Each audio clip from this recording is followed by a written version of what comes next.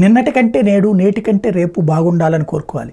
అదే వ్యక్తిగతంగా మనమైనా, రాష్ట్రమైనా, దేశమైనా సరే. భారతదేశం అయితే ఆ ఎదుగుదలలో ప్రస్తుతం చక్కటి పురోగతి సాధిస్తోంది. అందుకనినే $3 ట్రిలియన్ దాటిపోయింది, $5 ట్రిలియన్ దిశగా పరుగులు పెడుతుంది. అదే సందర్భంలో 11వ స్థానంలో ఉన్న భారతదేశపు ఆర్థిక వ్యవస్థ ఇప్పుడు 5వ స్థానానికి ఎగబాకింది. అట్లాగే సోలార్లో మొన్ననే చెప్పుకున్నాం 3వ స్థానానికి వెళ్ళామని. మరొక వైపున చూస్తే ప్రస్తుతం జపాన్ జర్మనీలను దాటి 2026 నాటికి జపాన్ జర్మనీలను దాటి 3వ అతిపెద్ద వినియోగదారుల మార్కెట్గా భారతదేశం అవతరించబోతోంది. ఇక్కడే ఒక మిత్రుడు వాడిన పదం, జపాన్ పాపులేషన్ 12 కోట్లు, జర్మనీ పాపులేషన్ 8 కోట్లు, ఇండియా పాపులేషన్ 142 కోట్లు. మనం వాళ్ళతో కంపేర్ చేసుకుని మనం ముందున్నాం అనుకోవడం చాలా కామెడీగా అనిపిస్తుంది. Yes, correct. కానీ ఇప్పటిదాకా అసలు ఆ స్థాయికే వెళ్ళలేకపోయాం బ్రదర్. ఆ స్థాయికి వెళ్ళలేకపోతున్నాం.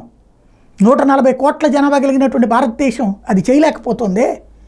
అట్లాగే 35 కోట్ల జనాభా ఉన్నటువంటి అమెరికా, 150 కోట్ల జనాభా కలిగినటువంటి చైనా మొన్నటిదాకా ఎక్కడుంది, ఇప్పుడు ముందుకు వచ్చింది.